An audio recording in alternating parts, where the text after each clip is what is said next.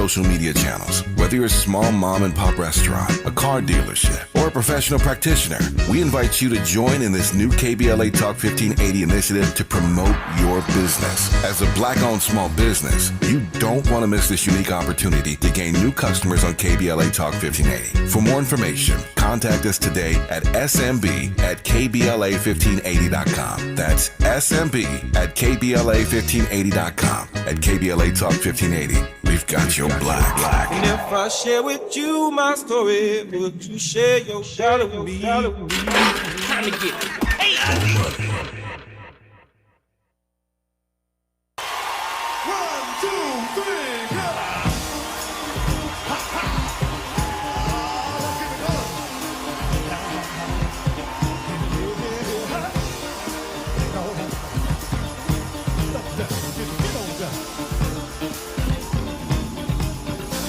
I'm gonna try to keep it coming. Things ain't always smooth, but I'll be alright as long as I can find the groove. Yes, I will. Yeah. Somehow I know that I can make it. You seem to like my style. Don't you worry, I'm gonna be around a while. Yes, I will. I'm just happy to see you talk to me back in style again. Live from historic Leimert Park in Los Angeles, California, I'm Tavis Smiley, and I'm so glad to see you and me back in stride again.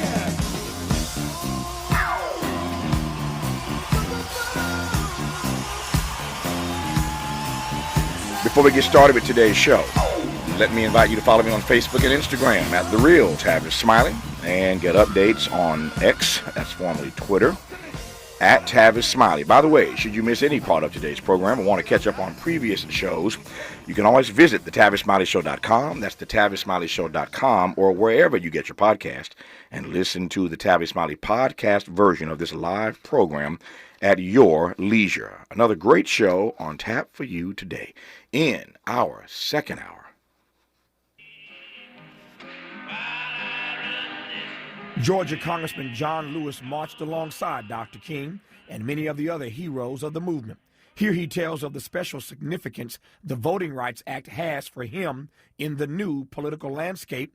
In 1961, the year that Barack Obama was born, we organized something called the Freedom Ride in Washington, D.C. During that year, it was impossible for blacks and whites to board a Greyhound bus or a Trailway bus and travel together from Washington through Virginia, through North Carolina, through South Carolina, through Georgia, through Alabama, Mississippi, into New Orleans without the possibility of being arrested or jailed or beaten.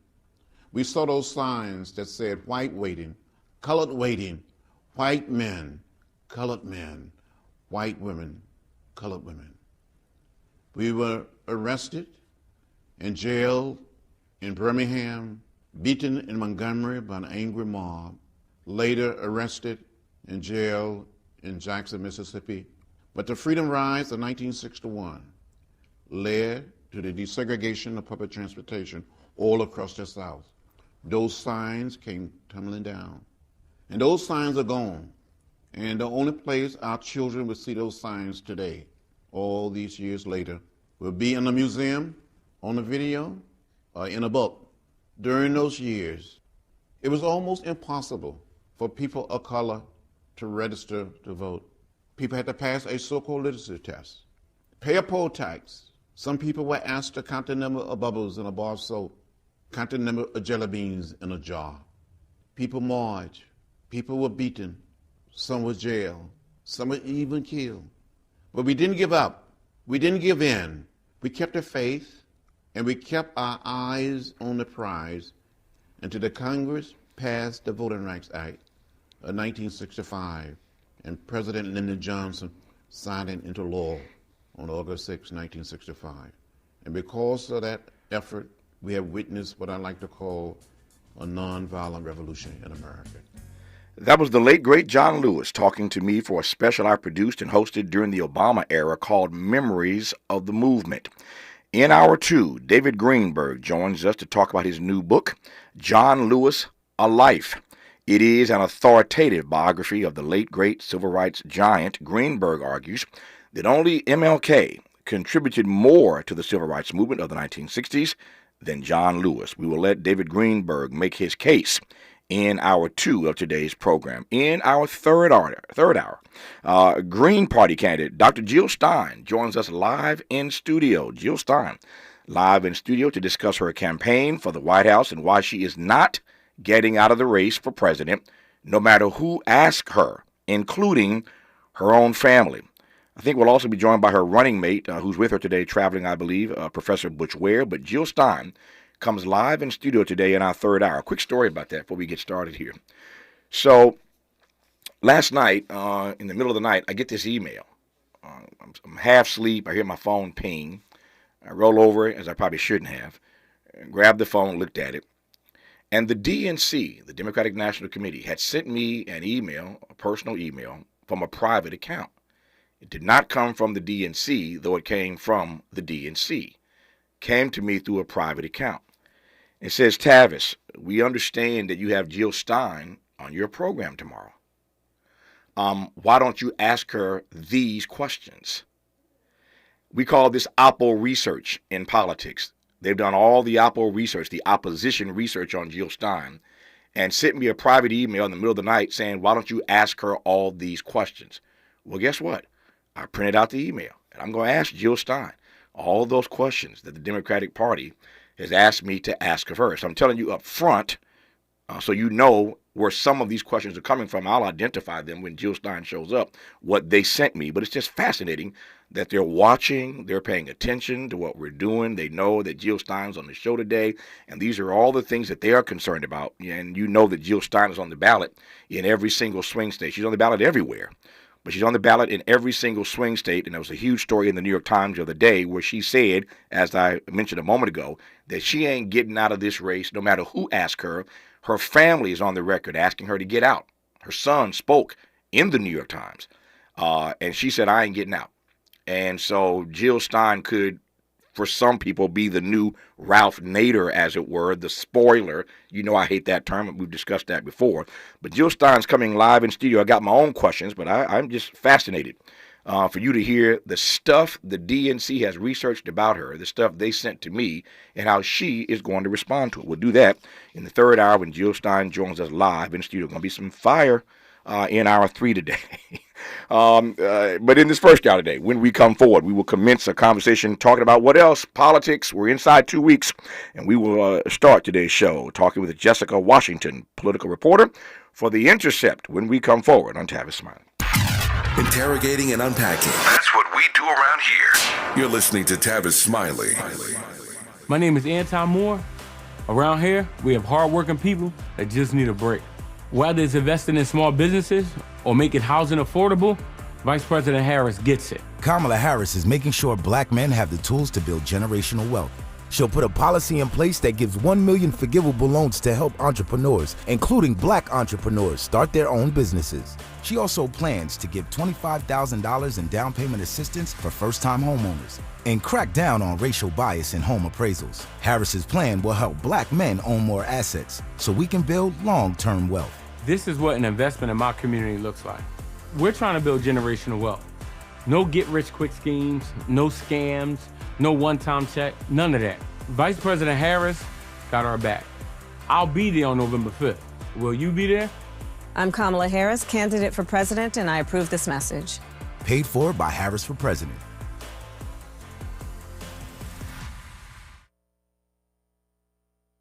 Make a move into a home of your own. With City National Bank's Ladder Up Home Loan Grant, you could receive up to $20,000 that you never need to pay back. Use it toward your down payment, save on closing costs, or to buy down your mortgage rate. Find out more at cnb.com/ladderuphome. City National, here for every stage of the journey. Property must be in a qualifying market in California, New York, or New Jersey. Additional terms and conditions apply. Not all applicants will qualify. Terms are subject to change without notice. City National Bank is an equal housing lender. Member FDIC. NMLS number 536994. We've got a lot to talk about.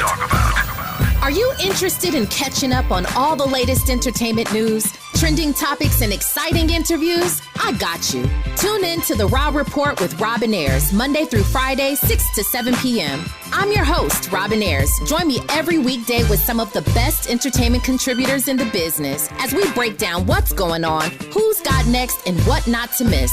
Only on The Raw Report with Robin Ayers. Unapologetically progressive. KBLA Talk 1580. We've got your black. If you're living with dry age-related macular degeneration or dry AMD, you may be at risk for developing geographic atrophy or GA. GA can be unpredictable and progress rapidly, leading to irreversible vision loss. Now there's something you can do to slow it down and get it going slower. Izervay is proven to slow GA progression. Izervay gets GA going slower. Izervay or avacincaptad pagel is a prescription eye injection used to treat GA. Don't take it if you have an infection or active swelling in or around your eye. Izervay can cause eye infection, retinal detachment, or increased risk of wet AMD. Izervay may temporarily increase eye pressure. Your vision may be impaired after an eye injection or exam. Don't delay. Ask your doctor about Izervay today. Izervay gets GA going slower. Visit Izervay.com. That's IZERVAY.com. Let's get back to more of this rich dialogue with Tavis Smiley. Okay, time now to get this party started. Trying to squeeze an 80-pound show today into a 40-pound bag. We commence with Jessica Washington of The Intercept. Jessica, how are you today? I'm good. Thank you so much for having me on. It's great to have you on. Thank you for the time and a lot to cover in these 45 minutes. So let's jump right in. I'm asking every one of my guests these days, whether they are reporters or whether they are Democrats or Republicans or whatever they may be. If we're talking politics, my opening salvo is we're inside of 2 weeks. How are you feeling? And I don't intentionally want to color that any more than that. How are you feeling inside of 2 weeks? Inside of 2 weeks, I'm feeling like anything could happen. And that's kind of stressful. And as a politics reporter, I'm letting go of trying to figure out who's going to win and trying to focus on what the real stories are here. So that's how I'm feeling. Yeah, unpack that a bit more for me. I don't disagree with you, but give me a bit more when you say that you are processing feelings that anything can happen. Yeah, I mean, in our newsroom, and I think newsrooms all across the country, we're looking at this incredibly tight race where we really don't know who's going to win. And then there's also that third possibility, I mean, frankly, multiple possibilities within that we won't know who's going to win for a very long time, even after Election Day. And so we're going to have to follow the story where it goes and kind of be prepared for the unexpected. I think you're right about that. I've said repeatedly, I don't think we're going to know much on November the 5th. It's going to be some days. I had who did I have on yesterday? John Nichols from The Nation magazine was on yesterday, and he's been covering this race the same way that you're covering at The Intercept. And his read yesterday was that when all is said and done, while he does believe that anything could happen, he believes that at some point in the next 2 weeks, somebody's going to break away, not wildly. But somebody's going to break away, and we will get a better indication between now and November the 5th that somebody may, in fact, win this. He doesn't know how it's going to break, he said yesterday, but he believes that it is going to break, and that ultimately this race will not be as close, as super close when it's all said and done as we think it's going to be. I said to him, from your mouth to God's ears, I would love for that to happen, because what I don't want to be stuck with, I'm tired, frankly, and I love politics, but I'm tired of talking about it. I ain't gonna lie to y'all. I'm sick of this. Every single day we have to cover this stuff because our campaigns take far too long. And in this case, I really can't complain as much because Kamala had a short runway, but before Kamala there was Joe Biden. Remember him? And his race against Donald Trump. So for a couple years, we've been at this almost every single day. I just believe our process is far too long. Put a pin in that. We'll come back to that perhaps later in this conversation. But what I'm pressing toward right now, again, is the point that John made yesterday, that in the end, it may not be as close as we think. Does that resonate with you at all? Yeah, I mean, I would love to think that we're going to have a lot of real clarity. I mean, in the next week, maybe we have 2 weeks before the election. But, I mean, what we're seeing in the polling, and polling's not everything, but we're seeing an incredibly tight race. I mean, we're seeing in the swing states that they're neck and neck. Obviously, in national polling, they're neck and neck, with Harris having a slight lead in the national polling. So I think unless something drastic happens, maybe a very late October surprise, I'm not seeing that evidence materialize yet, but I'm open to it. Yep.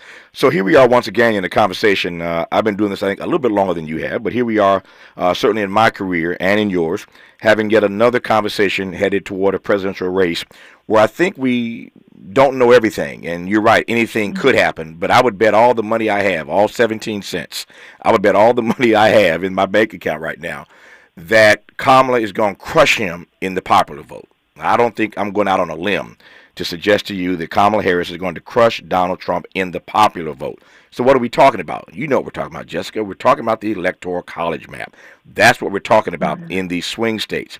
If, in fact, we have another election where the popular vote and the Electoral College are split, they don't really give us the same, we don't come to the same conclusion, we're going to be in yet another conversation about how outdated the electoral map is. And the Intercept, of course, has covered this. I've read about it. And I'm wondering at what point you think we will seriously engage in a conversation about changing the way we decide who the president is. If we are a democracy, then the person with the most votes fundamentally ought to win. That's not how the Founding Fathers structured it. One can get it when you consider what they were up against when they did this hundreds of years ago. But my sense is that we're going to see a split between the popular vote, the Electoral College, and we're going to be back in this conversation again, which I think ought to be a great deal more organic about what we're going to do about this map. What say you? Yeah, I mean, I would love to believe that, you know, we're going to look at the system again and we're going to say, okay, something fundamentally isn't working. Let's change this. I would also argue that our system is somewhat change adverse, especially when it comes to something this big, this monumental. So I'm not holding out hope that any election, you know, this year would sway people enough that we would get kind of a redo of the Electoral College. But I mean, it's certainly worth examining, worth pushing on, worth exploring, you know, as a topic. Yep. So tell me more about what you're focusing on as it relates to this particular race. I'll get to some of the pieces I know you've written of late about a variety of subject matter. You must be are you in New York City? Yes, I'm in New York City. Of course you're in New York. Of course you're in New York City. My board out, Miles, and I look at each other every time we have a guest. I mean, literally every time we have a guest on from New York City, we take bets on how long into the conversation before we hear the sirens, because it's just a dead giveaway that you're in New York City. The way that city is laid out, you're going to hear sirens at some point in the conversation. So anyway, there you have it. Jessica is in New York City. The sirens gave her away, and that's how I sort of guessed that. Imagine. So every reporter is focusing on something different. We'll get to some of the pieces you've written of late about a variety of issues that are being talked about or not talked about, frankly, in this campaign. But tell me what you're keeping your eye on with regard specifically to the presidential race. Everybody's looking for cues. They're all following this, that, or the other. What are you looking at? Yeah, I mean, there are definitely some things leading up to the election and then kind of post-election that I'm focusing in on and a lot of my colleagues are focusing on. So housing is something that we've been focused on, that I've been focusing on a lot. It's an issue kind of as a policy issue that has not gotten a lot of coverage, frankly, in comparison to how big of an issue it is. So, you know, I've done some coverage looking at Trump's housing plan and kind of the plans that are out there. Immigration is obviously a huge issue this election. It's been a huge issue almost every election since I've been around. So that's definitely something that we're continuing to follow. And obviously what's happening in Gaza and in Israel is continue to be an incredibly important election issue, particularly when you look at states like Michigan, which could play a really big role this year. So yeah, those are just some of the issues that we're looking at. And then also just kind of election interference and those issues that we're seeing pop up and could become really, really big topics in November. We will talk about all four of those that you just mentioned as we move through this hour. I promise you, housing and Gaza and election interference. immigration. We'll get to all those issues. We just played a clip at the top of the show, as you heard from John Lewis, a conversation I had with him. Talked to John Lewis many times over the course of his career and my career. Love that dude, miss that dude. But we talked many times, and you heard him on that tape talking about the Voting Rights Act and all the intimidation that black voters were up against back in the day. And so this issue of election interference is still real, perhaps not as real as Donald Trump is trying to make it in advance of the race, where there's no evidence yet that there was any interference, but he's already out up front ringing that bell in case he needs to call upon that as an excuse or a rationale should he lose on November the 5th. Before I get to any of those issues, though, that you have just laid out that I do want to give you a chance to opine on, the news broke yesterday. They tried to keep this quiet because he did it sort of undercover, not illegally, but undercover. But you probably heard yesterday, and if you've not, let me tell you now, that Bill Gates has backed Kamala Harris. Bill Gates, yes, that Bill Gates of Microsoft, has backed Kamala Harris with a $50 million donation. He wrote a check for $50 million and gave it to the PAC that's raising money for her called Future Forward. $50 million. Wouldn't it be nice just to write a check for one person, for one campaign, one election cycle? You wrote a check for $50 million. The word is that in conversation with his dear friend Michael Bloomberg, former mayor of New York, the founder of Bloomberg Media, the word is that Bloomberg either already has or is likely to do the same thing. We don't have full reporting on that yet. But Gates has given $50 million, and Bloomberg likely or already has, and hadn't been found out yet, done the same thing. As I read early this morning, Bloomberg was still not commenting on it, but the word leaked out about Gates. He didn't go public with it. It leaked out about his donation, and so he had to address it yesterday. He didn't really go in on Donald Trump. He just said he likes to support candidates who believe in the things he believes in. He kind of left it at that. But that's a lot of money. Of course, he has a lot of money, but that's a lot of money to write to one candidate for one election cycle. There are a number of ways to parse this. Let me just start with this. There's so much money. I made the comment a day or so ago on this program, Jessica, that even though Kamala Harris and campaign are bragging, and I am mad at them, about the $1 billion plus that she's raised on this very short runway, every 5 minutes my phone keeps pinging, asking me to just chip in $5 more here. Can you chip in $25? Can you chip in? I'm still getting text messages like you are, like everybody listening is, all day long, asking for more money, and they've crossed the $1 billion line. And now we learn that Bill Gates himself has written a check for $50 million, one guy, and Bloomberg likely or has already done the same thing. That's just what we know. My question is, what you make of, I don't want to color this much more than this, what do you make of the money? There are a number of ways to read it. I have my own thoughts, but all the money in this campaign, what's the Intercept saying? What are your thoughts about the money in this race? Yeah, I mean, the sheer amount of money that has gone into our electoral system, and I've done some coverage of this in the past. I did a story for Teen Vogue a few months ago, actually kind of looking into kind of the just overflow since Citizens United of money into elections. I mean, we've just seen more and more. I mean, from a democracy perspective, I think there are a lot of reasonable concerns about the amount of money that's gone into our elections, what kind of sway and power that gives those with unlimited pockets, with the ability to write 50 million checks, kind of what access is that giving them to politicians. Raising some of those concerns. I mean, I also think you have to look on a presidential campaign level, it's a little bit different, but when you look at some of the local, some of the smaller races too, and congressional races for sure, you know, who is it locking out of politics because they're unable to fundraise, because they don't have connections to wealthy donors. So I think when I hear $50 million, $1 billion, when I'm hearing this kind of large amount of money that's going into our electoral system, since the Citizens United decision, I think there are a lot of obvious kind of red flags that it raises. She's clearly, Kamala Harris is clearly outraising Donald Trump. I said a couple of days ago, last number I saw, she has outspent him, or had, again, when I saw this number a couple of days ago, had outspent him 20-1 in this race. And still, as you mentioned earlier, this race is tight as tight in these so-called swing states, 7 of them. So I ask whether or not you think all of this money is going to make a difference. Yeah, I mean, look, at this level, they're not that many movable voters, right? So you're trying to use this money to push people out. And so you're not necessarily going to spend millions and millions of dollars on advertisements and convince a diehard Trump supporter that he's going to vote for Kamala Harris. Are you maybe, though, going to remind people, hey, there's an election going on, that kind of stuff. You know, you need to get out and vote. Let's motivate you. Maybe there's something in this ad that got you out the door. Potentially, I think it's at this level, at this tight of a race, with this many people who I think not a ton of people are undecided at this point.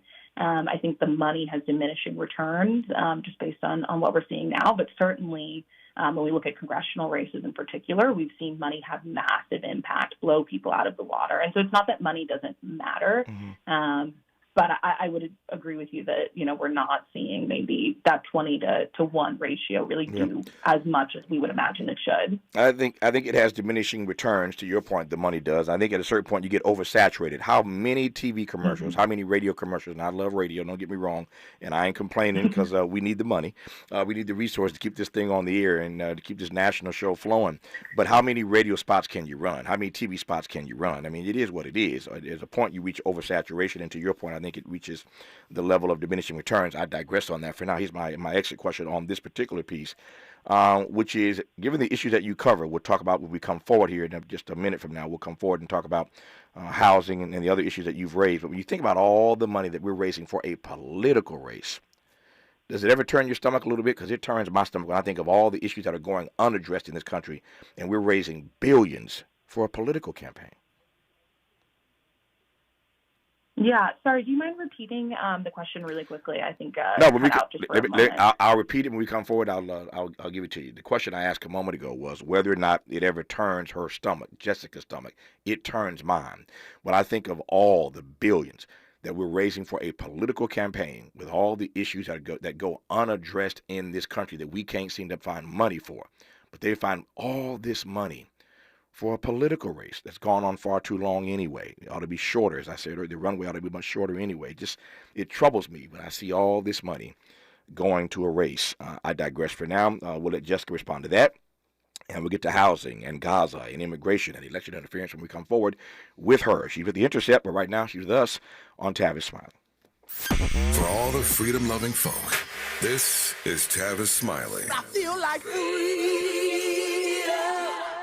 Paid for by government.com. Did you know? The United States Mint has issued a new Morgan silver dollar coin in proof condition for the first time. Not only that, they are also minted in 99.9% pure silver for the first time ever in history. Coin experts are calling this an amazing opportunity for anyone that knows the enduring popularity of Morgans. But you must hurry. Only 400,000 of these legal tender silver dollars were issued. These first ever Morgan silver dollars are brand new with stunning mirror-like finish, minted by the iconic San Francisco Mint. Call now and you're guaranteed a new first ever 99.9% pure silver proof Morgan dollar. To learn more, call 1-800-973-9717. If you order now, you will receive a free coin collector bonus pack, a $25 value, free with every order. Call 1-800-973-9717 now to secure your new Morgan silver dollars before they are gone. That's 1-800-973-9717.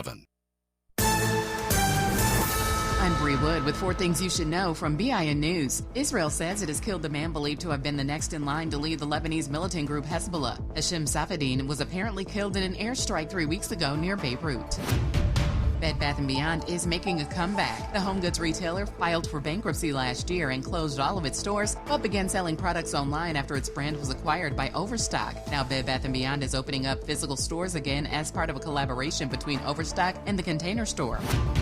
The first patient to undergo a new gene therapy treatment for sickle cell disease is out of the hospital. 12-year-old Kendrick Cromer left Children's National Hospital in Washington, D.C. Monday, where he had spent 44 days with the therapy.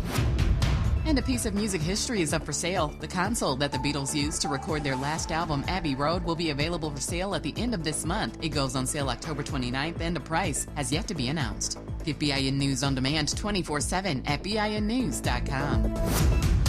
Hi, I'm Kyle at Blindster.com. I started Blindster in 2010 in my garage after I overpaid for new blinds. I researched the industry, hired my mom, and 14 years later, we're one of the largest retailers of custom blinds in the U.S. Don't pay too much for new blinds. Go to Blindster.com. This is the KBLA Sports Minute with Ray Richardson.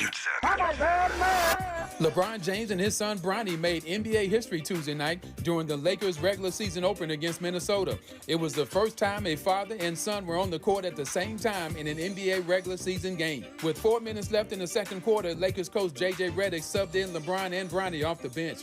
They were on the court together for 2 minutes and 41 seconds before Redick replaced Bronny. Bronny was scoreless and did not play in the second half. The Lakers beat Minnesota behind a dominant performance from Anthony Davis, 36 points, 16 rebounds, and 3 block shots. Sad news for Dodgers Nation. Fernando Valenzuela passed away Tuesday night. He was 63. The legendary pitcher was with the Dodgers for 10 of his 17 Major League seasons. He was the National League Cy Young Award winner and Rookie of the Year in 1981. No debates, no speculation, just the info you need. That's your KBLA Sports Minute. I'm Ray Richardson. More news, opinions, and conversation when we come forward on KBLA Talk 1580.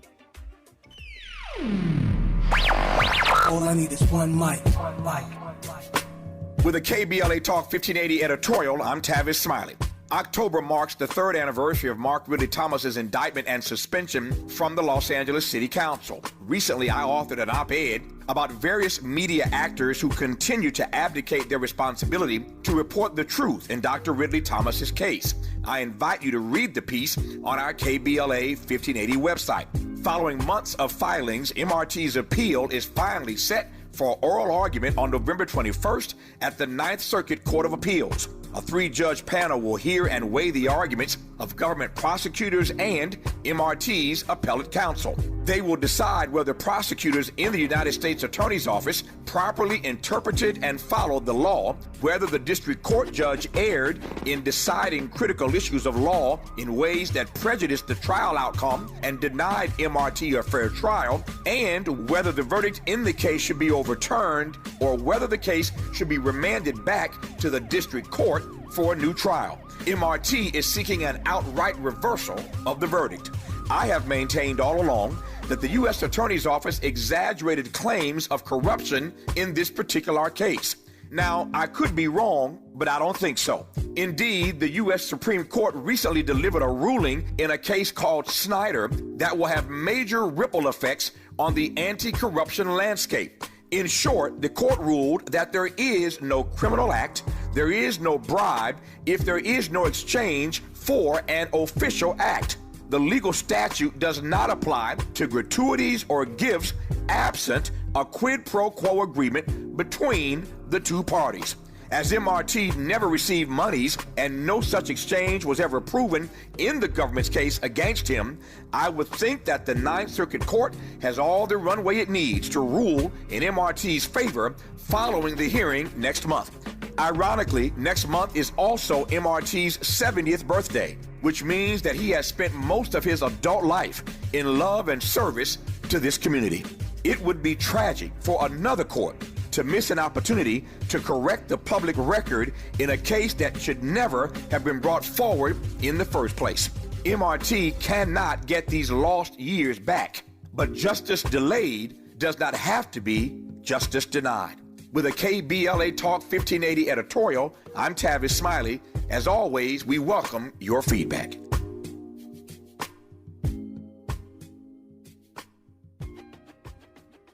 Before running for state senate, Laura Richardson was named one of the most corrupt members of Congress, guilty on 7 counts of ripping off taxpayers and a pattern of deception trying to cover it up. Richardson is too shady for state senate. For your state senator, frontline nurses, classroom teachers, and Planned Parenthood Advocacy Project support Democrat Michelle Chambers, a champion for abortion rights, higher wages for workers, and more affordable health care. Democrat Michelle Chambers for state senate. Ad paid for by nurses and educators supporting Chambers for Senate 2024, sponsored by labor and nonprofit environmental and health organizations, Ad Committee's top funders, SEIU California State Council, not authorized by a candidate or committee controlled by a candidate. Sometimes he fails at fitting in. But we're okay with that. You're inside the Tavis Smiley Show. You are indeed with Jessica Washington of The Intercept, where she's a political reporter. Pleased to have her on in this first hour of today's program. So let me jump to this list of things that you referenced earlier, Jessica. Actually, let me do this first before I get to the list.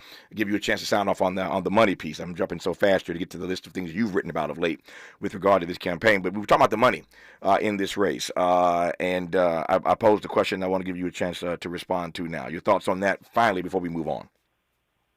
Yeah, I mean, I thought that was a really good question, and I was thinking about it over the break. I mean, as a reporter, it's important for us to keep some of our opinions close to our chest. I get it.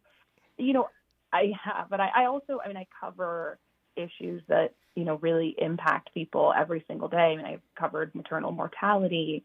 There are a lot of issues that need funding desperately. And so we can, as someone, issues of income equality. I mean, I've seen, what our social services system looks like, how little people are surviving on every single day. Mm-hmm. So I think it's hard to see kind of how our society is and how some people are living and not thriving in this country where there's so much money and seeing so much money go into our political system. It's hard not to have any opinions on it and not to feel kind of weird being exposed to kind of both ends, to see so much money and then to see so much poverty as well. Nope, I respect your point as your POV and your role as a journalist. I tell people all the time, I am not a journalist, and if people call me that, I say, hold up, put the word advocacy in front of it. I'm an advocacy journalist in the vein of Ida B. Wells Barnett or Monroe Trotter or Du Bois. Call me an advocacy journalist because I do have a point of view, and I respect journalists whose job it is to come right down the middle. I absolutely respect that. We need that. We need more of that, frankly. But I can say it in ways that Jessica can't. It just troubles me that there's so much money in these campaigns, given all that we were up against in this experiment in democracy. But I digress on that for now. You mentioned the issue of housing earlier. I want to come back to that. We have not seen a lot about that in this campaign, although Kamala has a commercial that she's running on this program, and she's talked about it a few places about what she wants to do on the housing front. Haven't heard Donald Trump say much about it, but just top line for me, where they are on the issue of housing in this country. Clearly there's a crisis. What do Trump and Harris say about what they would do about that crisis? Yeah, I mean, they have vastly different proposals. I mean, when you listen to what Trump says about housing, and that's the subject of my story, he definitely has some more concrete policy proposals. But the thing that he keeps listing over and over again, and J.D. Vance, I think, brought it up as well during the vice presidential debate, is really that undocumented immigrants are causing the housing crisis, and that by enacting mass deportation, we would be able to lessen the housing crisis. And there's just not evidence of that. All of the experts that I've spoken to have been pretty clear with me that not only would mass deportation not solve the housing crisis, it could create a secondary crisis because there are so many undocumented individuals working in construction. So that's kind of where Trump is on housing. And I can get into some of his more concrete housing policies if you want, but that's the top line that he's been sharing. And Harris, obviously, is running a more, and people have critiqued it for not being incredibly policy focused, but is running inarguably a more policy focused race than Trump is. And on housing, you're seeing that too. I mean, she's talking, about a decent amount of investment in housing development, in new home ownership credits. So that's kind of where she's really focused on the housing supply, which, I mean, when you talk to experts, is one of our biggest issues. Now, the problem is the federal government doesn't have, particularly the White House, does not have a ton of control over housing in the United States. But we are seeing from Harris policy, we're seeing from Trump kind of more of this blaming of immigrants, I would argue. Yeah, my view, we'll come back to the immigrants in a moment. My view is that housing ought to be a right in this country. I've had that view for decades now, that housing ought to be a right in this country. I digress again on that for now.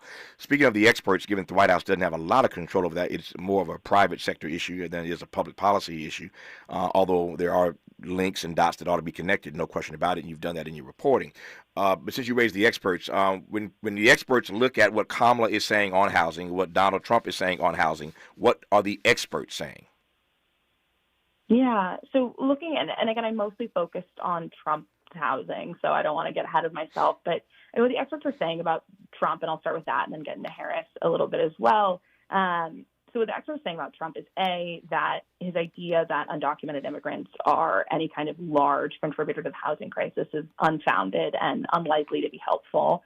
They're also looking at kind of some of the other things he suggested, and specifically looking at, he said we're going to have the lowest mortgage, talking about lowering mortgage rates, which again is something that's kind of outside of his control, talking about freedom cities, which I don't know if you've been privy to this, but Trump, he wants to open up vacant federal land for development of these kind of futuristic cities. The experts that I spoke to were concerned that that's not really a feasible strategy, and it would cost way more money than we have to spend to build out the infrastructure on those projects. So kind of what I'm hearing is a lot of Trump's plans are fantastical, and also when you think specifically about his stance towards immigrants, also rather cruel. His stance towards unhoused people, which would be placing them in these tent cities, another policy that I think many could argue is not humane, and also not realistic, and not a realistic solver of the crisis. So on Harris, I think there are concerns about how her stance towards new homeowners. Obviously, experts are saying her plans are more concrete, they're more built into our reality, but there are some concerns about inflation implications of some of her policies towards new homeowners. So that's kind of what I'm hearing, and obviously I could talk a little bit more towards Trump, but that's generally what I've got. It occurs to me as you're talking, Jessica, and I'm not at all being tongue in cheek here. This is actually a serious question. I was trying to think while you were talking about whether or not I could call upon anything that comes to me that Trump is not blaming on immigration. I mean, every single thing that's wrong with our country, if you ask Donald Trump, it's the immigrants' fault. He's blaming every single thing on immigration. I've said many times, we are a nation of immigrants, but we seem not to like immigrants. We're a nation of immigrants, but we don't like immigrants. And we certainly don't intend to do anything that's meaningful when it comes to reform on the issue of immigration. But every single thing, it seems to me, that's wrong with America, Donald Trump is blaming on immigration. The question when we come forward for Jessica, speaking of immigration, is whether or not she thinks that dog will hunt. Is that messaging point going to work with these voters, that what's wrong with our nation of immigrants is immigration? That's Donald Trump's most salient point, or the point he certainly presses on the most. Is that going to work as an argument? We'll talk about that. We'll get to Gaza and how progressives are going to behave, show up or not show up on Election Day around this issue, about which they are disappointed in this White House, of which Kamala Harris is a part, or whether she's going to distance herself on this particular issue. And we'll talk, of course, about election interference, or at least what Donald Trump is claiming as election interference before we even go to the polls on the 5th of November. I digress for now. More about Jessica Washington when we come forward on Tavis Smiley. From Leimert Park with love, this is Tavis Smiley. We ask seniors how to prevent Medicare scams. My best advice, if you get a phone call, do not talk to the person. These people are well-trained. Don't talk to them. They don't know me. They're just trying to scam me. Don't be fooled. Hang up. Just hang up. Never give out your Medicare number. They're going to get your number to put in a false claim. If I get a call from someone, I don't pick up the phone, and should I pick up the phone and they ask for information, then I hang up. How do you detect Medicare fraud? Just like I check my credit card statements, I check my Medicare statements monthly. Scammers can get a hold of your number, order medical devices through your account, and you're not even going to know about it if you don't look at your statement. Check your statement every month. If you get your statement and you see something that you know you did not have done, you report it. Call your Senior Medicare Patrol. To report Medicare fraud, call the Senior Medicare Patrol at 855-613-7080. My name is Anton Moore. Around here, we have hardworking people that just need a break. Whether it's investing in small businesses or making housing affordable, Vice President Harris gets it. Kamala Harris is making sure black men have the tools to build generational wealth.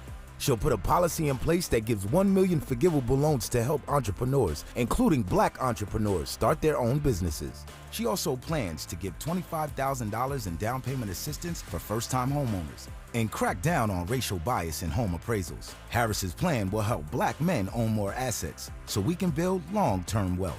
This is what an investment in my community looks like. We're trying to build generational wealth.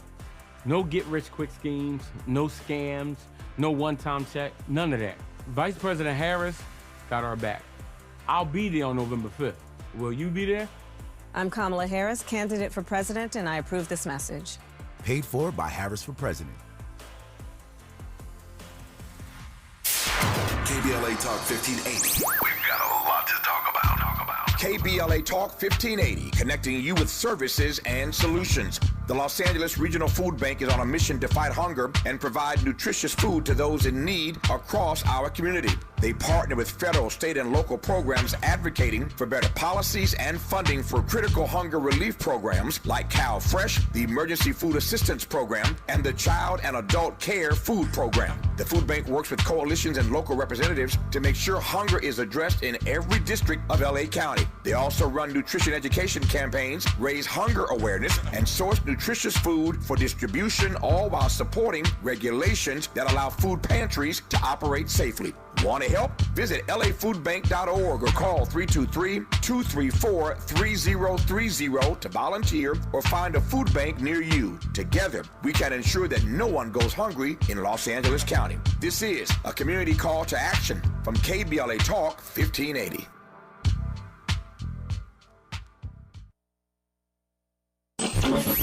Freedom is an endless meeting. So let's get back to it with Tavis Smiley. Tavis Smiley and Jessica Washington of The Intercept, where she is a political reporter. So I said a moment ago, Jessica, it seems to me that anything wrong with our country, Donald Trump blames on immigration. I wasn't trying to be funny about that. It's just everything, you ask him anything, and the answer is the immigrant. The question is whether or not you are seeing any evidence in your reporting that trope is working or will work. Yeah. Yeah. I mean, I would love to sit here and tell you, that these kind of xenophobic attacks on immigrants and often racist attacks on immigrants, that those don't land with anyone. But that's not necessarily evidence we have from polling and not the evidence we have from, frankly, Trump's continued existence in our political system and kind of perseverance. I mean, there's been, I think Gallup did released a poll in July that, more Americans want to curb immigration to the United States than they did. I think this was 10 years ago. So we are seeing kind of increases in, this was 20 years ago. So we are seeing increases in anti-immigrant sentiment, in the belief among many Americans that we need to deport immigrants in our community and to cut down on immigration. So, obviously, it would be great to say, I don't think these attacks are going to work. I think people living in the United States, have a stronger, not character is the wrong word, but won't fall victim to kind of the scapegoating tactics. But that's not what we're seing. Yep. Well, he's riding it, and it's clear he's going to ride it all the way through November the 5th. And to your point, we shall see how effective it is as a talking point. But he has not backed away from it. He's, in fact, doubled down on it. The more heat he's gotten for it, the more he's doubled down on it. So I again, digress on that as well. Let me move to Gaza. The Intercept has covered this issue, I think, better than most from a variety of angles. And I guess the ultimate question is, you mentioned Michigan. Certainly Michigan is one place. But even beyond Michigan, young folk, this issue really matters to them, young voters. What's your sense of how this issue is going to play out, even as things continue to develop in the Middle East, even as we speak? Yeah, I mean, from a political perspective, I certainly think this is an issue that has animated young people. I mean, it's also animated older generations as well. I mean, there are certainly people who this issue is new to them, specifically the situation of Palestinians within Israel and in Gaza specifically. I think that's a new issue to some people, but it's also an issue that other Americans have been fighting on and fighting for generations. So, I think this is a political issue, isn't going anywhere. I think particularly now that we have young people so animated about it, I think the death toll and kind of the level of atrocity, the reports that we're getting now about limits of humanitarian aid to northern Gaza and kind of the extreme the extreme situation that so many people are living in that region. I don't think this guise is a political issue, even if it doesn't change or shape the election, in a direct way. I don't think this is going anywhere. Yep. When we come forward, our remaining moments with Jessica Washington, we'll talk about the other issue that was raised earlier in this conversation by her that we haven't had a chance to unpack yet, is the issue of election interference and whether or not it is exaggerated at this point. Did you see the story about Rudy Giuliani yesterday? Did y'all see that? The story about Rudy? Lord Jesus. I don't ever wish anybody any pain, but it couldn't have happened to a nicer guy. And I was just smiling at those two black women, those poll workers who Rudy Giuliani maligned, who yesterday were essentially given the keys to his condo, his classic Mercedes-Benz, the cash in his bank account. Federal judge ordered all of that to be turned over in 7 days, given what Rudy did to these two black women. Don't mess with sisters. Speaking of election interference, based on that story, I'm wondering whether anybody else wants some more of that. Do you really want to accuse people of engaging in election interference, much less engage in it, when you see what happened to Rudy Giuliani yesterday? I digress for now. We're coming forward in a moment here on Tavis Smiley.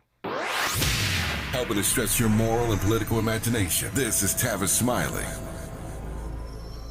My name is Anton Moore. Around here, we have hardworking people that just need a break. Whether it's investing in small businesses or making housing affordable, Vice President Harris gets it. Kamala Harris is making sure black men have the tools to build generational wealth. She'll put a policy in place that gives 1 million forgivable loans to help entrepreneurs, including black entrepreneurs, start their own businesses. She also plans to give $25,000 in down payment assistance for first-time homeowners and crack down on racial bias in home appraisals. Harris's plan will help black men own more assets so we can build long-term wealth. This is what an investment in my community looks like. We're trying to build generational wealth. No get-rich-quick schemes, no scams, no one-time check, none of that. Vice President Harris got our back. I'll be there on November 5th. Will you be there? I'm Kamala Harris, candidate for president, and I approve this message. Paid for by Harris for President.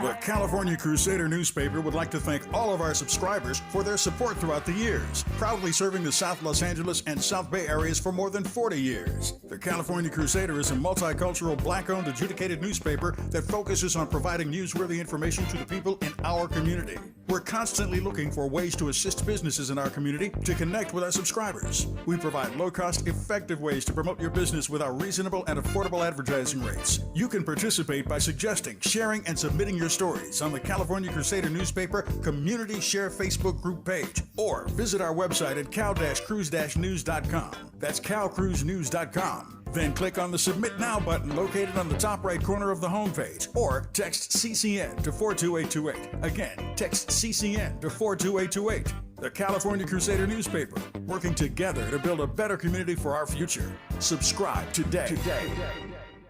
If you're like me, 60 and retired, making ends meet, especially here at the supermarket and drugstore, is tough. I'm so blessed to have found benefitscheckup.org. It's a free and confidential website from the National Council on Aging that connected me to $1,200 a year in programs that help pay for food, medicine, utilities, and more. Maybe it can help you. benefitscheckup.org.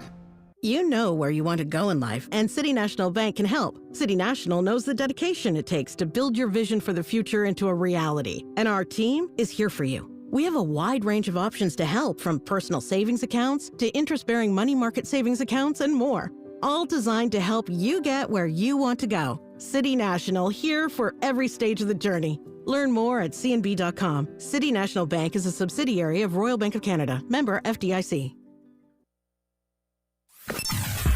Sometimes he fails at fitting in, but we're okay with that. You're inside the Tavis Smiley Show. You are indeed for another 4 minutes in this hour. Still 2 great hours in front of us. We'll talk about John Lewis, the new book, John Lewis, A Life, with the author David Greenberg in our second hour. And our third and final hour today, Jill Stein, independent candidate for president. is coming live in studio to take some tough questions. We'll do that in our third and final hour today. But we close this hour with Jessica Washington, reporter for The Intercept, political reporter with this. We were talking earlier, at least raised the issue earlier, of election interference. If you are a subscriber to the New York Times Online, as I am, then you're seeing the same thing I'm seeing today in the online version. The top story is voting risk. That's it. Voting risk. Let me read the first two paragraphs. Voting in this year's election is well underway in many states, mostly by mail. So is the worrying over what could go disastrously wrong. The 2020 election went smoothly. It saw record high turnout despite the pandemic and only minuscule evidence of voting fraud. But there are new risks this year. A third of state and local election officials have resigned since 2020. In many states, allies of Donald Trump attack the election system and its workers. Which potential risk to a fair election this November merits serious concern? They run a list. Violence or cyber attacks. Interference from partisan poll watchers. Weather.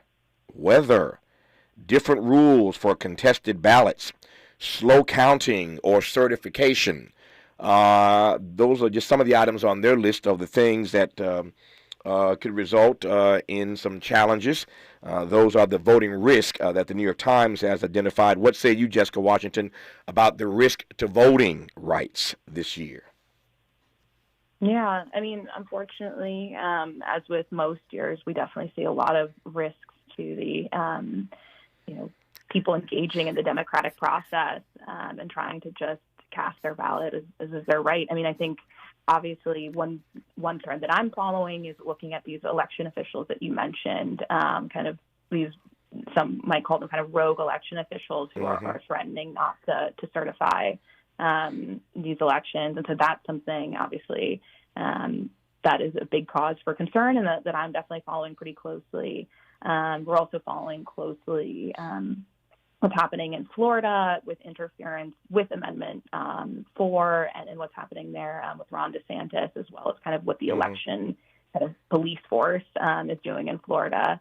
In August, they arrested 20 formerly incarcerated people for voting. And so that's kind of one thread that we're definitely following.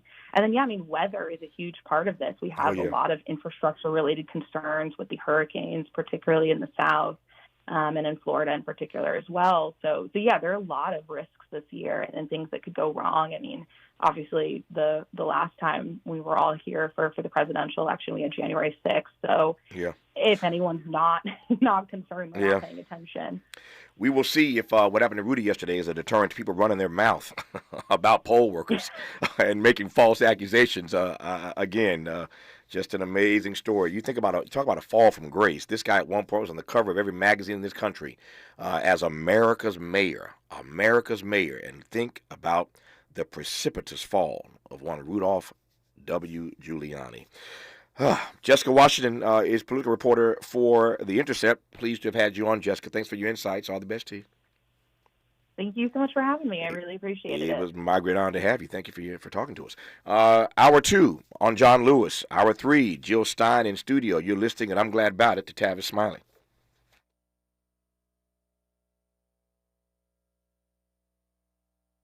KBLA 1580 Santa Monica. I'm Bree Wood with 4 things you should know from BIN News. Israel says it has killed the man believed to have been the next in line to lead the Lebanese militant group Hezbollah. Hashem Safadine was apparently killed in an 3 weeks ago.